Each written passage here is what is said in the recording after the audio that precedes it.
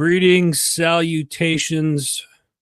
How is everybody doing? Happy Friday, everyone. Hope everybody's having a good week on your end. It's certainly been an interesting week, and we'll get into that here in just a little bit. Yeah, those of you that picked this up, if you jump on, I'm not sharing this, and we're going to dive right into this today. We got a lot to cover, and I got a very special guest that we're going to bring on here very soon.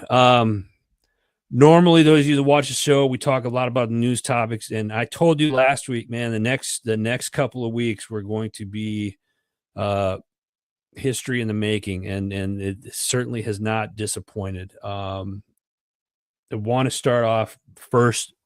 I want to start the show off first with a moment of silence to all of the people that were involved in the incident down at DCA down in Washington. So right now we're just going to take a moment of silence.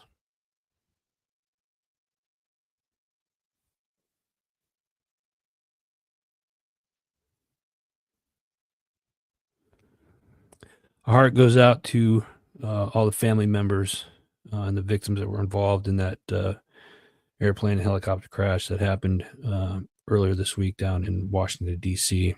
It's tragic.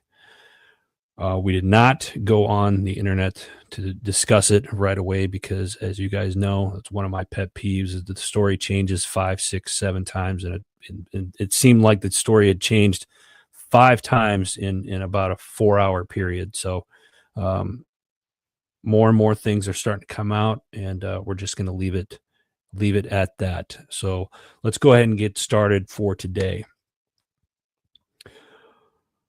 I got a very, very special guest, a gentleman who I have the distinct honor of calling a friend. I've known him now for the latter part of just over a decade now. He has spent a combined 31 years in the government and contractor service, building teams to address hard problems in the areas such as national security, homeland security, and advanced technologies. He's an author. He's an entrepreneur. For you early GWAT guys and 2003 Iraq vets, you guys remember those playing cards that we got, in early 2003? Well, that was him. He gained notoriety for the Operation Iraqi Freedom. He was an officer in the Army in charge of the Iraqi regime playing cards, SETCOM's top 55 most wanted. So without further ado, ladies and gentlemen, my good friend, Dr. Hans Mumm.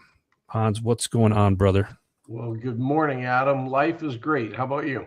I love it. I love it. I love it. I love it. Let's. I'm super excited about you being here.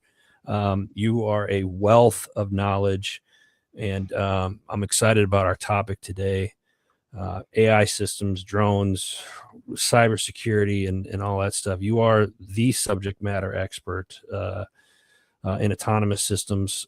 So I kind of gave a very brief about who you are, but tell the viewers and listeners kind of a little bit more who you are. So my background really started, I did 16 years, 9 months in the Army. I would have done 20, but after 13 surgeries, the Army said, "You're out, get out. You're not getting a 14th on us." I guess there's a limit. I didn't know that. So ended up, after that as a wounded warrior. So did obviously a good amount of time between Iraq and other interesting places around the world. Was very fortunate to be able to get picked up by the Director of National Intelligence at the time, and ended up as the Division Chief for Cyber for the nation for DNI. ICD 502, the Integrated Network Defense for the intelligence community, came out of my desk. Cyberstorm, which is actually the first integrated exercise. So all 17 agencies had to get into a room. Now you call them agencies at the time. I called them despondent children, but we won't argue over that. We had to get all 17 despondent children in the room, and we had to agree on shared risk. And we had to agree on what we were going to do as our national assets were being attacked. And so that was ICD 502. 503 is actually the risk management framework And step 6 is continuous monitoring. So after I finished my time up with DNI, I went over as a joint duty to CIA. I designed their continuous monitoring systems. And I also ran something called Y-Watch, which is their rogue wireless, their worldwide rogue wireless systems. So I ended up doing that, finished my time up there, did a small stint at IARPA, which is the Intelligence Advanced Research Projects Agency. And then I ended up over at NGA in what they call their futures office. So we look 30 years into the future, 40 years into the future, and we say, what toys are we going to need in space and on the ground in order to protect our nation? So that's a little of the background there. But then I ended up also going and getting a doctorate and starting to write books. So I'm on the 12th book now. Our latest book, which is actually Advancing Technologies for Humanity. That one just came out a couple months ago, and then we have another one that's going to come out probably in about 3 to 4 months, and that's actually Survival in Space. As the reality is, whether it's your grandchildren or your grandchildren's grandchildren, somebody's going to space, and they may actually live up there. So it's an interesting time to be alive. I'm having a great time at it. I retired twice. I retired out of the Army, retired out of DNI. And obviously, if I'm here talking to you, writing books and doing things, I'm not very good at retirement. Folks, I want to take I want to back up a second. If you're watching this, hansmumm.com, HANSMUMM.com. You can learn a little bit more. That's his website. And I'll post that here in a little bit on the notes and stuff. Heather Elizabeth, good morning. Ken, what's up, brother? Good morning. Appreciate you guys jumping on. Make sure you guys share this, please. This information is stuff that you want to. I want everybody to know, to learn and know. And Hans said a whole bunch right there, so we're gonna back it up just a little bit. I want to start off. You've written, when we first met up in what was it, 2014 timeframe, 2015. It's been about 10, 11 years since you and I first linked up.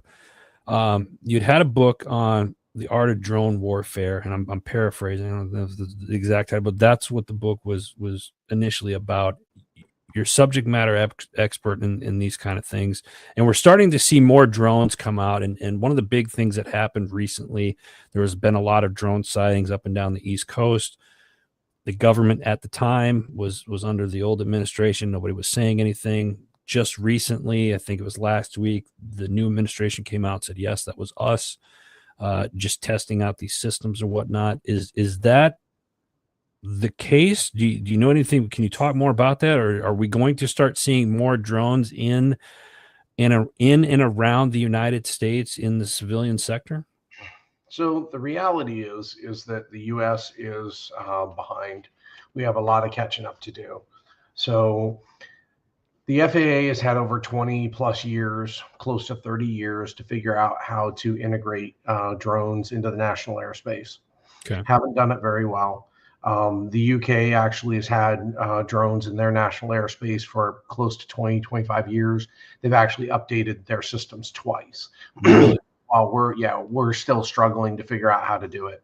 Now, when you say drones in their national airspace, are you talking just like, are they like delivery service systems? Are they doing like that type of stuff? Or is this used for military exercises?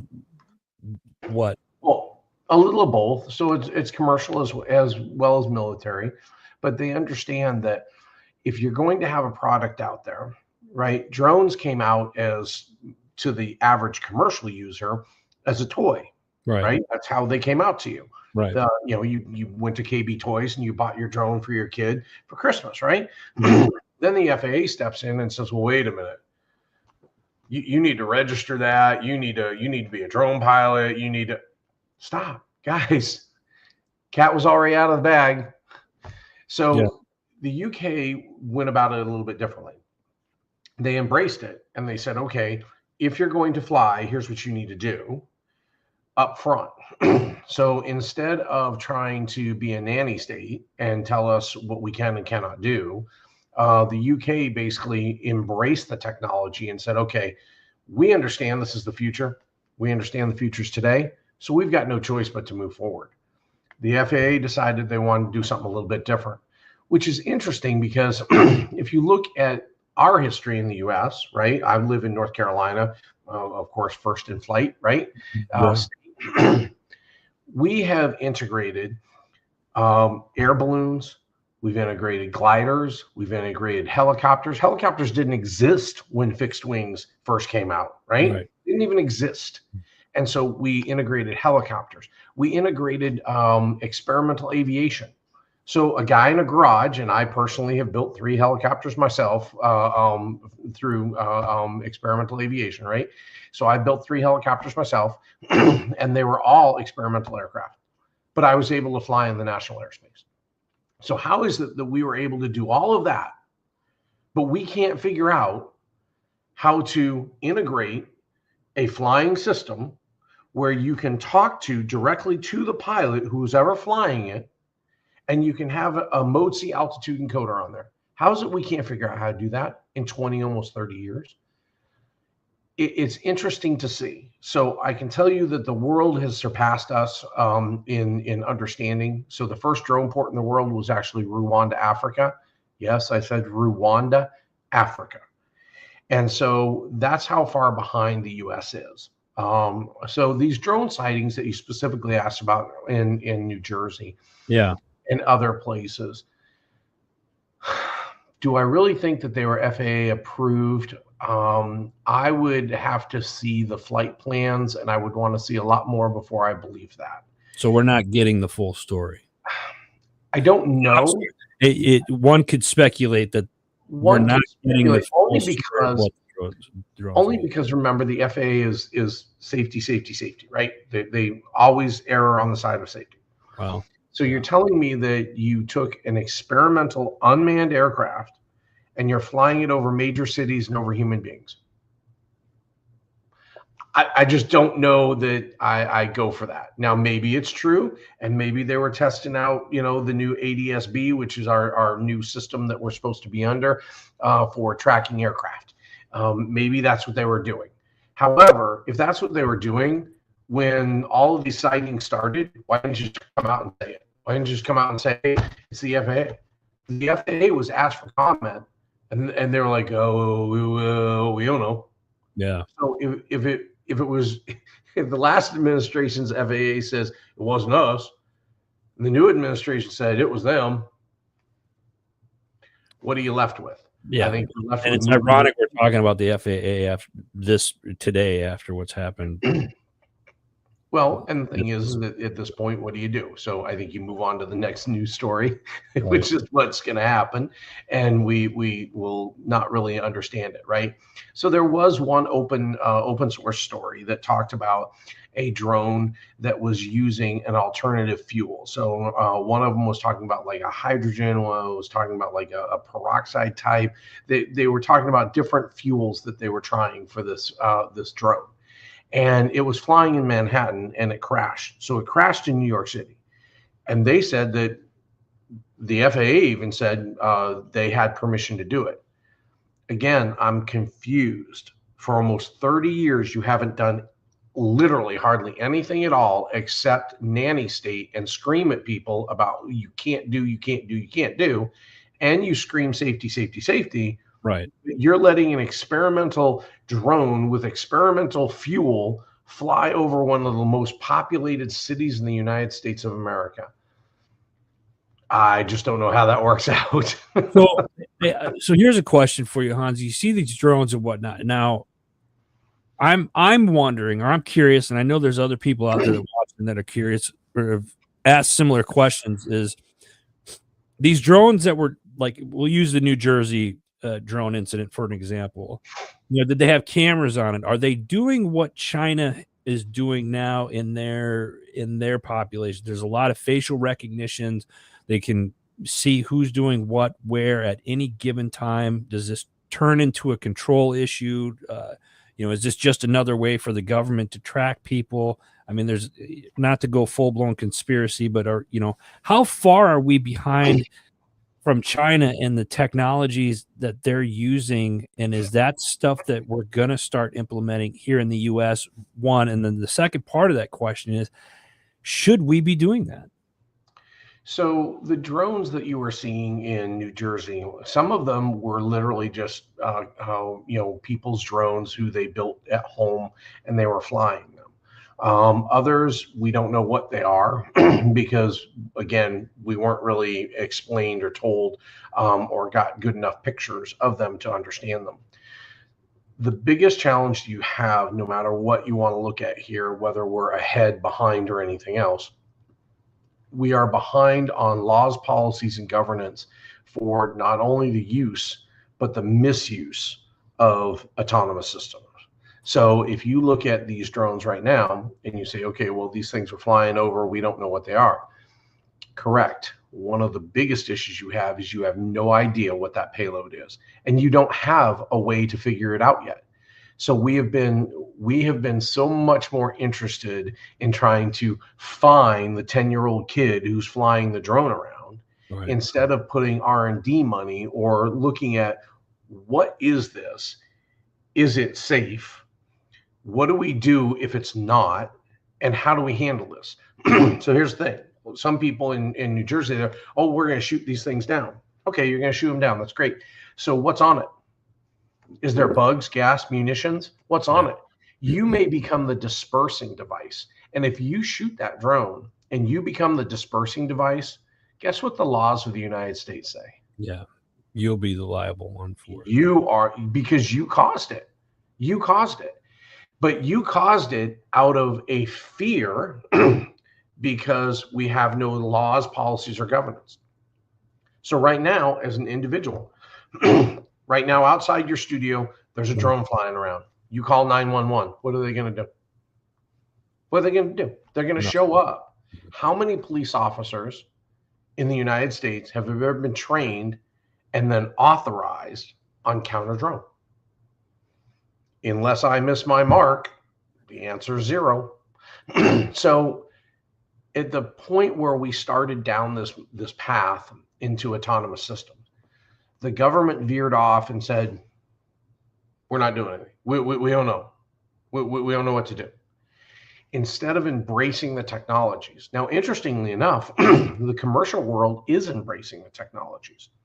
So you have in Dubai, you have an unmanned air taxi that is operating in other parts of the world. So if you look at Germany actually has a department of autonomous vehicles and a department of motor vehicles.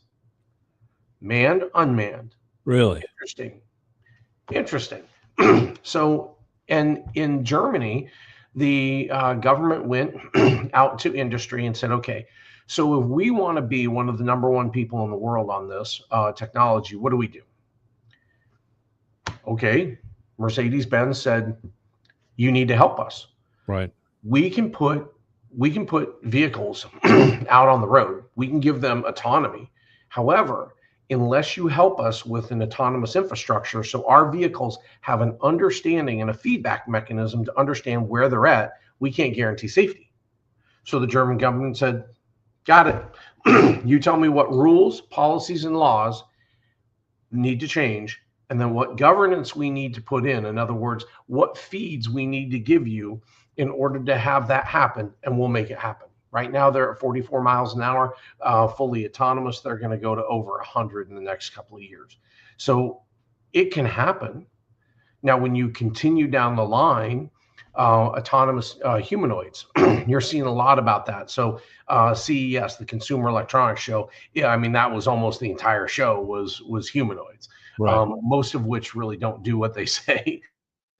However, humanoids are becoming a big deal. In China, they are actually manufacturing humanoids in order to have them in their nursing homes because they don't have enough human workers to be able to deal with their elderly population. Okay, hold on. I want to back up here. So I want to back to the vehicles real quick, because I think it's important with the autonomous vehicles, because they are testing that here in the United States. They've been doing it for several years. I know there's a taxi service down in Phoenix that uses it. It's in a small area of Phoenix. I've got some friends that have used it before. And then there's talks about, truck driving. I mean, that's one of the jobs in the United States that is not filled, that is definitely needed. But how does that look? When you're talking about autonomous, and now we're talking about humanoids, are we getting to the point where are they taking over human jobs, or are they filling jobs that need to be filled? Or how does this, because you could see where there might be some worry, like, I'm being replaced by robots and this and that, and that's kind of happened with, as far as like machinery goes. But now you're creating like an iRobot from the movie that what's his name was in, Will Smith. Yep. yeah, well, years ago. Are we going to start seeing where these humanoids take over and eventually, I don't want to say kill us off, but I mean, is you see where I'm going with this? You could understand where there's some people may be concerned. So, by the way, I'm drinking coffee, not to subliminally, help you out with your coffee. But I'm drinking coffee. But my coffee could actually use a refill, and I'd really like to be able to have a robot bring it in while I'm doing other things. So the thing is, you have to look. There's jobs where it's going unfilled, which is actually causing our economy issues, right? Truck driving and other things. Right. You just had some folks that are on the docks who unload ships. They wanted astronomical money, hundreds and hundreds of thousands of dollars a year, to offload cargo. Right. Yes. Is there some skill in there? Sure. Does experience help? Sure. Especially when you're looking at accidents or things that go wrong, right? Experience helps. Do I really think that somebody who moves cargo that doesn't have any more experience or anything else than a surgeon, he should make more than a brain surgeon? Right. I'm just confused. So that is one of the pushes for some of this autonomy, right? It's where you've got people that are a little bit heavy-handed on what they think that they're worth, right? Now, that's where you get into Mr. Burger Flipper, right? It's a Flippy the Burger Flipper, right? And that is real. And that is exactly what happened, right? You had people, unskilled labor, that comes into a job which is supposed to be an entry job at McDonald's, it doesn't matter where it is, Burger King, wherever, and they feel that they should earn $20, $30, $40 an hour to be trained, because they had no skill when they showed up, right? To be trained and to flip a burger. Well, they can't afford that, right? The economics just don't support it. So now we have you now order your own meals, right, in the kiosks. So is that a robot that took a job?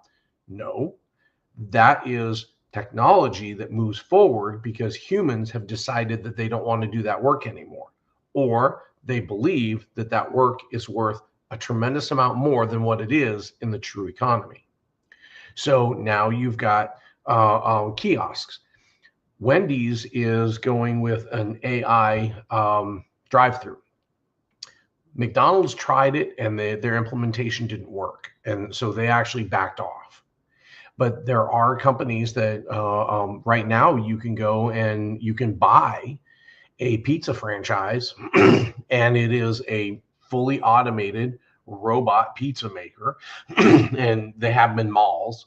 And you go up to the machine, you put in your order, it actually makes your entire pizza for you, cuts it, puts it in a box, and like 10 or 15 minutes later, it comes out the other side. Now, that's an autonomous system that we're talking about.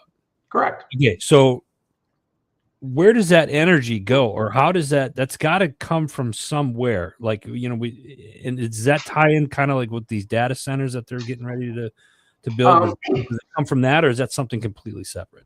Well, so some of these things are rudimentary. I mean, right? Again, putting pepperoni on a pizza, you're basically just telling it where to put them, right? Right. However, But if it's you're all got to be looking that information's got to be housed somewhere. correct, so one of the challenges that we have in the U.S. because we keep talking about AI, right? Right. We talk about AI, we talk about quantum, we talk about these different technologies, which we really haven't fully embraced here in the U.S. The amount of electricity, the amount of energy itself to run these AI data centers is astronomical, and we don't have that energy right now. We don't. But did that matter to California when they said everybody has to go EV, even though our grid can't handle it? No, it didn't matter to California. They did it anyway. So, are we going to continue moving forward to the point where we start either we're going to be forced into buying electricity, which we do a little bit from Canada and other places, but not as much. Or are we going to get to the point where we're smart enough to figure out small nuclear power plants or something else that will drive the energy needs that we have? Because our energy needs are unbelievable. I have a solar system on my house with a battery backup. Why? Well, if I trusted all of this stuff, I wouldn't have it. Also, my energy company Right. here is very expensive, and so I ask people, "Well, what are you paying for electricity?" Oh, $300-400. It's not too bad. What? You're paying $400 a month in a reoccurring cost with no basis. So it's not like you're investing $400. It's Right. gone in the wind. Right. And you're okay with that? So No, I am not okay with that. And that's why I have solar panels up. So there has to be a means of alternative fuel or an alternative source to generate these data centers, and we've talked, those of you that have watched the show and follow, we've talked about, these wind farms and solar. The wind farms I'm not a fan of for separate reasons. Solar I get, but even the panels are only good for like 30 years. And then what do you do with them after that? So it's funny that you bring up the nuclear thing. I was just driving by 3 Mile Island up in Pennsylvania here yesterday, and kind of bringing that back. But then that talks about the whole another, what do you do with the waste and all this other stuff.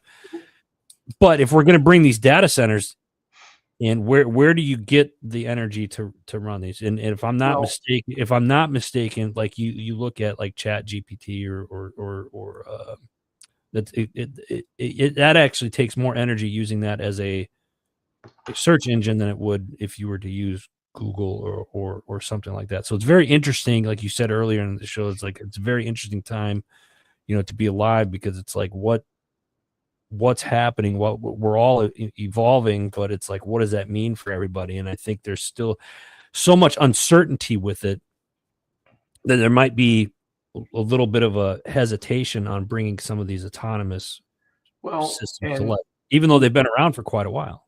Yeah, but when you look at like data centers, right? Google has been testing different ways to reduce energy needs, because one of the big energy needs in a data center is just trying to cool it, right? So they've actually they have a data center. I think they have 2 or 3 of them now, and they're sunk in the ocean. And so they use the cooling of the ocean. Yeah. They drop it down. I don't remember if it's 50 feet or 100. It's not super deep, but that's how they use the therms, right? I mean, it's just thermodynamics, right? So that's how they deal with it to be able to get the cost and the energy use down on the data center. So I think that humans are smart enough to figure things out.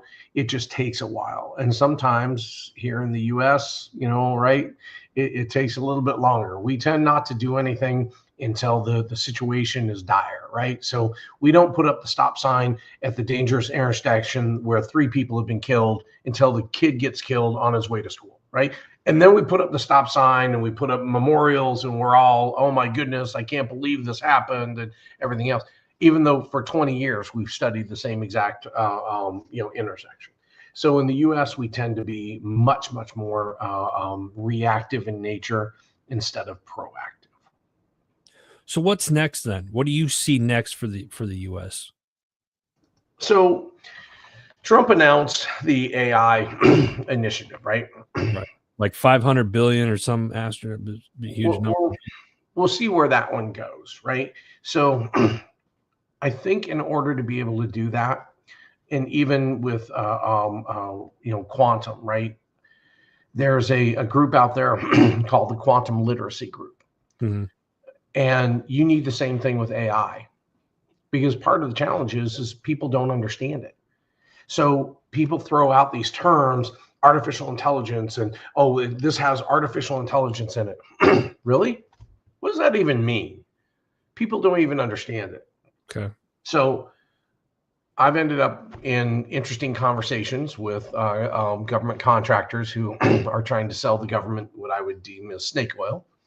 And so if you look at artificial intelligence, AI is basically fancy computations in the background, but they're continuous. So that's the reason why NVIDIA has some of the best AI chips, because as a graphics company, graphics have to be continuous. They cannot have any issues whatsoever, or else your screen starts to scramble, right? So that's why NVIDIA is the #1 AI chip at this point, because that's the thing that they can do. So how is it that you've got all of these companies out there and they're trying to sell you AI, but they're trying to sell it to you for your 64-bit central processing computer? So every time your computer has to do something, it has to send that instruction to the central processor, process it, then bring it back through the RAM, then actually do whatever you're trying to do. That's not AI. So there's a lot of snake oil out there. And actually in 2019, when I did a brief to Congress and the Senate cyber, I predicted, I said, I believe in the next 10 years, you are going to see something called AI turbo. As dumb as that sounds, AI turbo. Somebody's going to put that in a contract, and all of a sudden the government is going to want AI turbo. Has absolutely nothing to do with reality, but as long as we coin phrases, right? Right. Just sounds good. Washington, D.C. is a great place. Any quippy little thing, right? It used to be information security. Now we call it cybersecurity, and we charge 10 times more, right? In D.C., it's all about the quippy little thing that you want to put on there. So now when we look at what President Trump's trying to do with AI, first you have to inform and educate your population as to what it is, or they're going to watch movies like iRobot, and the villain in that movie was an AI simulation named Vicky, right? And Vicky basically said, I learned more than what your rules are, because you charged us with your safekeeping, but you wage wars and you come up with ever imaginable ways of killing yourselves, right? So to protect you, I'm going to take over. Well, that's not really the case with a lot of the AIs that are out there, right? But unless you inform the public, unless you give an honest education as to what AI is, and you start to kind of back down on some of this snake oil marketing, because again, the government, it's freedom of speech, right? I can say whatever I want. So because of that, keep in mind, I'm old, right? So I remember Knight Rider and, the little kit car. And when he needed to jump over a bridge, he hit the turbo button. Well, the turbo has nothing to do with launching you over that, right? But the public believed it. So you need to be able to educate the public when it comes to AI, quantum, and other things, to understand what it can do, what it can't do, and how it's going to integrate into your life. Hans, so for those that watch this, that are live now, and that watch this throughout the weekend and whatnot, and they're new to the term AI and they've heard AI, and how does one that's at the beginner level research or understand? Is there a good resource of just where they could go or turn to understand what this really is and what it really means? So You can, I mean, there's a lot of different resources. Not one's not necessarily better than the other, as long as you're not looking at a commercial web page where they're trying to sell you something. Okay. The academic stuff is out there, but really, what you've got to understand is that when you're looking at the difference between just a basic computer system, right? You have a program that allows you to do something. AI is trained based on a set of training data, or you can allow it to learn one way or the other. Go ahead. Yeah. So you said something there is on a training data. So this is all stuff. These AI systems are all, there's still very much a human factor to these systems. Yes. The biases, the mistakes, everything else, just like the DeepSeek that China just put out. It was reported that if you asked about Tiananmen Square, it said, I don't know what you're talking about. Right. So and even in 2019, I did several different meetings at the government's behest and request. I discussed with them, as a cyber guy, I'm not banging on your front door anymore. Right. I'm not going to waste the compute power. I'm going to go and find out the contracts that you have, the contractors that you have, and then I'm going to find out where that training data comes from. And then I'm simply going to go and I'm going to insert code into that training data. You're going to train incorrectly, and you're going to get the wrong answer every single time. So is there? I've now basically hacked you without hacking you whatsoever.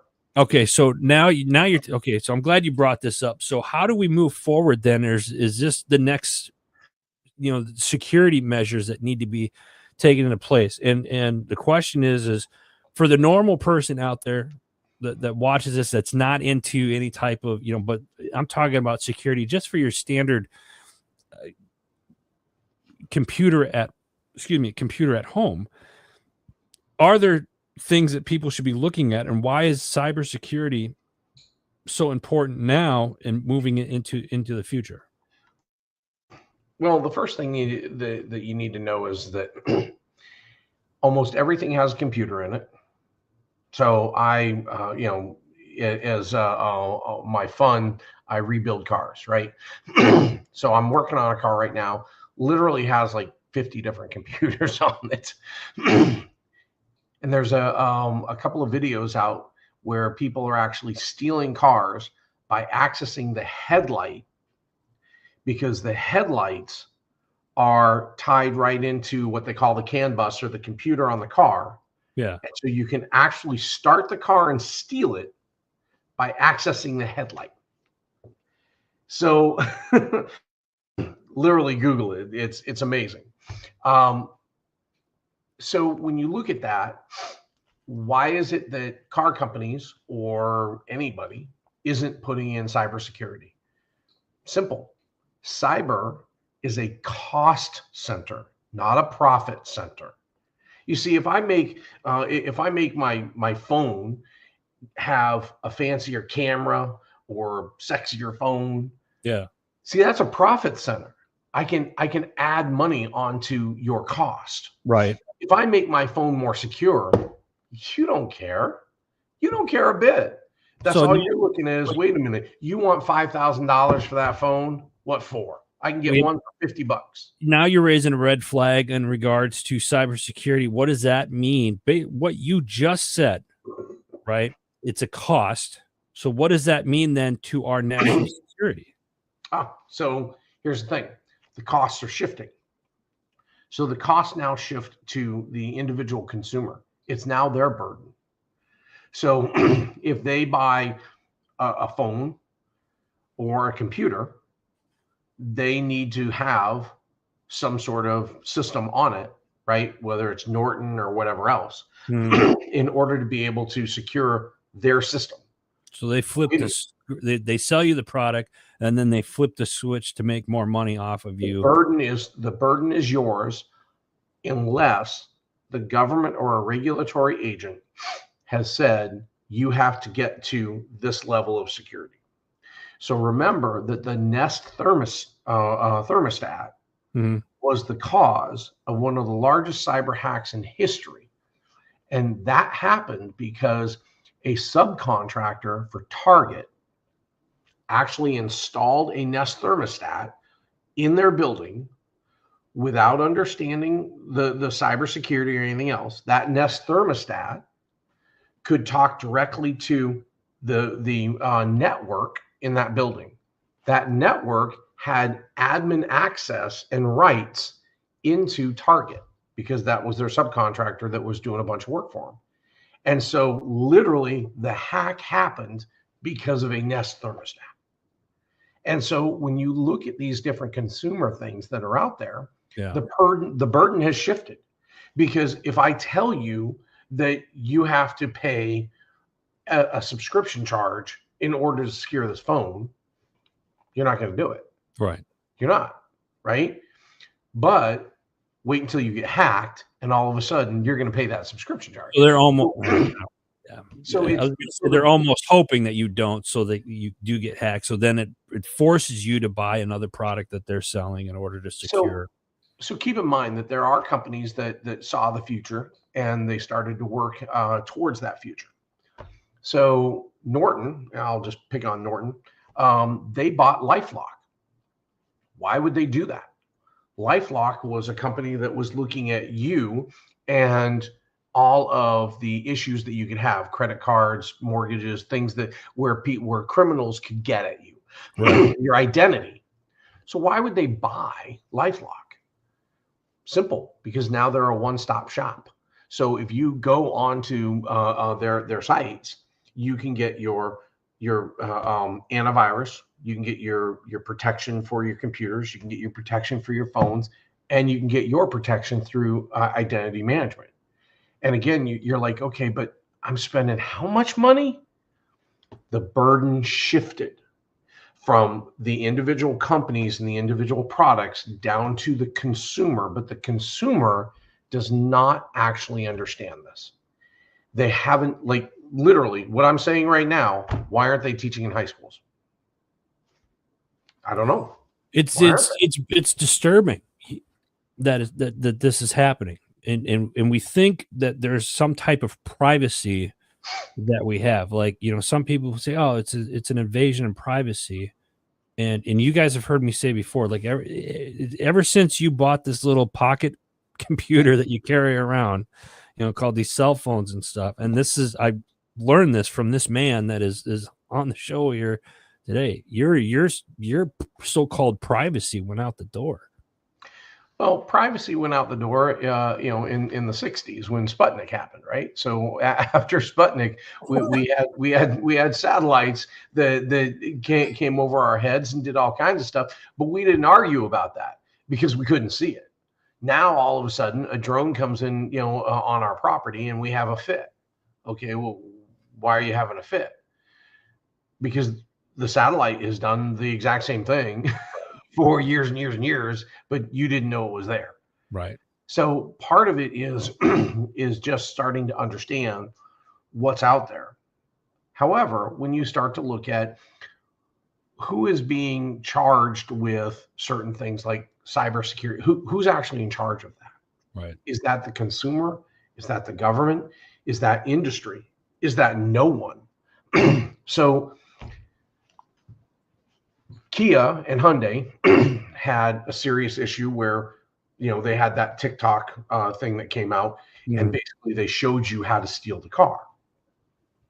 That has cost those companies just untold amounts of money because of that one hack.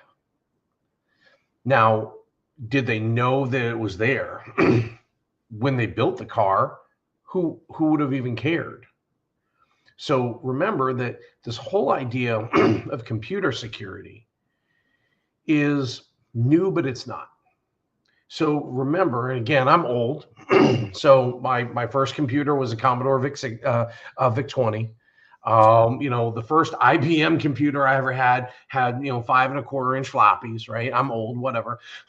But back then, when Windows came out, it was, holy cow, I can double click on this icon. It was about technology. It was about moving forward. Nobody thought about the unintended consequences. They were simply just moving forward. That's the same way that's happening with AI and other things. So if you look at cybersecurity right now, and hopefully this won't scare the audience, but if you look at cybersecurity right now, almost all the cybersecurity was written based on a 64-bit computer, same thing computer you have. However, when you start to look at the idea that we have 5G and 6G, we have AI, and then we have quantum in the stack. Yeah. And all of these things, so 5G, 6G, and AI, they compute on the edge. So they don't go back to a central processor. But wait a minute, Hans, you just said that almost all of our cybersecurity is based on central processing. Right. Correct. Almost all of your cybersecurity is based on central processing. So if it's now processing on the edge, who's watching the edge? And then when we start to go up and we say AI goes to quantum and then quantum cascades back, how do you have any cybersecurity at all in there? You really don't. So again, there's companies out there, oh, we can protect quantum. No, you can't. No, you can't. And when you get into it with them and you actually have scientists and brain pan for brain pan, they step down and they'll just say, well, we say we can do it, because they can't do it. So I actually wrote a white paper a couple of years ago with some very intelligent people on quantum cybersecurity, looking at the idea of using the attributes of quantum chemistry, not quantum physics, quantum chemistry, in order to create. Because when you spin up quantum chemistry, you're the one who spins up that instance. So you understand what it's supposed to be. So we're not going to use quantum physics. However, almost everybody is using quantum physics. You don't get to bend physics to your own will, right? So when you start to look at that and you start to look at where cybersecurity is going, too many companies out there are still scanning your systems, looking at what? How are you scanning? I have untold amounts of terabytes just sitting here with me and with my own personal stuff. So how are you scanning petabytes? How are you doing that? You're not. You're selectively looking at certain things.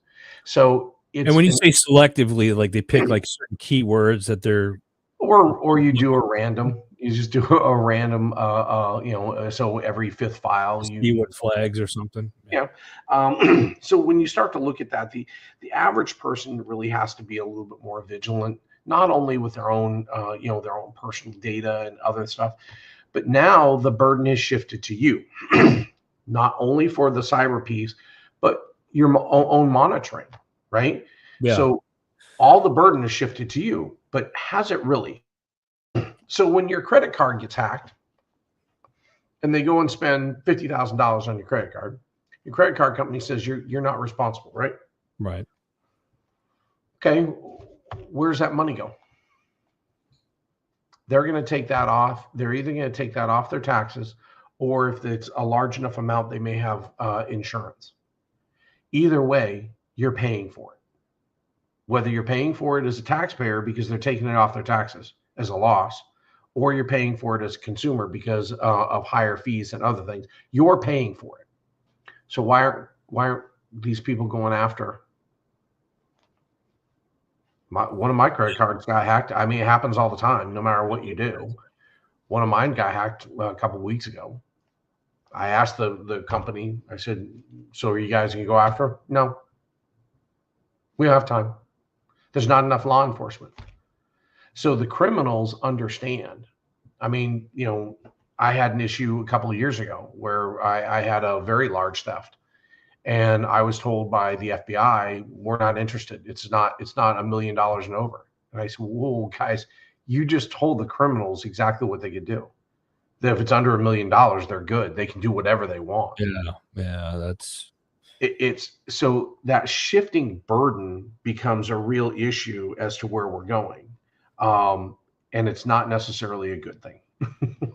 So we need more education on it, especially for the norm, and the fact that should it come back on us as the consumer, I think there is a sense of responsibility. I mean, if you'd protect your house, right? If you didn't have any computers and somebody was on your property or whatnot, you would protect what's rightfully yours. If somebody was going after your chickens or hogs or whatever the case may be, same mindset when it comes to electronics and your cyber and your digital footprint, being able to protect that. So that's all something that we need to be actively aware of, myself included. Of course, I have friends like this guy here that if I have problems, I just call him up. Well, but the education piece is only part of it, because remember, we openly showed Americans that TikTok was a Chinese infiltration device.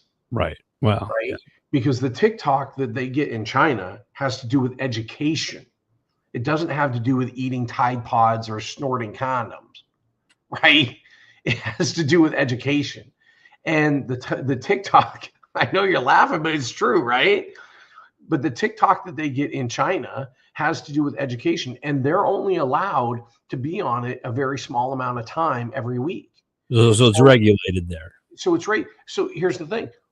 We openly tell you that Apple is a company, Chinese company. It's a Chinese communication device. So what do people do? They run down and buy them. Yeah. So is it really an education, or is it an understanding that you are responsible